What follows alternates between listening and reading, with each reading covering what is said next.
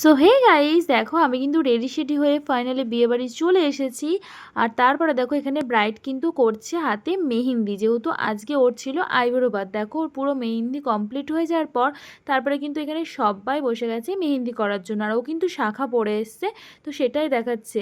নতুন হাতে নতুন শাখা পরেছে, খুব সুন্দর লাগছে। তারপরে আমরাও একটু বাড়ির থেকে গিয়ে ড্রেসটা মানে শাড়িটা চেঞ্জ করে আসলাম। তারপর এখানে দেখছি সবাই আর কি যোগাড়যন্ত্রী করছে, যেহেতু কাল বিয়ে আজকে সব কিছু করে রাখছে। আর হ্যাঁ, দেখো এই নিয়মটা কিন্তু আমি এই প্রথমবার দেখলাম। তো খুব সুন্দর একটা রিচুয়ালস, যে শিল দিয়ে আর কি ধান ভেঙে চাল বেছে তো বলতে হবে যে কার হাঁড়িতে চাল ফেলছে, তো ও সেটাই করছিল। আর দেখো সবাই ওর চোখটা ঢেকে দিয়েছে পান পাতা দিয়ে, আর তা বারবার জিজ্ঞাসা করছিল, মানে কবার জিজ্ঞাসা করতে হয়, 5বার না 7বার, তো ওটা বলছিল। তো এই রিচুয়ালসটা দেখতে বেশ মজাই লাগছিল আমার। তো আমরা সবাই এখানে সেটা দেখছিলাম আর জানছিলাম, জিনিসটা খুব ভালোই লাগছিল।